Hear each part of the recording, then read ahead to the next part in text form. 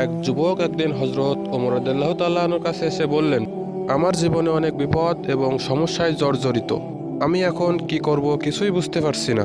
হজরত ওমর রাদিয়াল্লাহু তাআলা আনহু বললেন, তুমি কি একবারও ভেবে দেখেছো অনেক ছোট কাজের মাধ্যমে আমরা আল্লাহর সন্তুষ্ট অর্জন করতে পারি? যুবকটি বলল, ছোট কাজ মানে কি রকম? হজরত ওমর রাদিয়াল্লাহু তাআলা আনহু তখনই মসজিদের কোণে একজন ভিখারির দিকে ইশারা করে বললেন, ওই বৃদ্ধ লোকটি দিনের পর দিন এখানে বসে ভিক্ষা করে।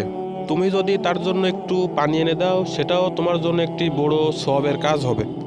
যুবকটি একটু লজ্জা পেল এবং বৃদ্ধার জন্য পানি এনে দিল। বৃদ্ধ লোকটি তখন দোয়া করলো, আল্লাহ যেন তোমার জীবনের সমস্ত সমস্যা দূর করে দেন। যুবকটি হজরত ওমর রাদিয়াল্লাহু তাআলা আনহুর কাছে ফিরে এসে বলল, আমি নিজেকে এত হালকা ও প্রশান্তি অনুভব করছি, ছোট একটি কাজেও এত আনন্দ হতে পারে তা আগে বুঝিনি। হজরত ওমর রাদিয়াল্লাহু তাআলা আনহু বললেন,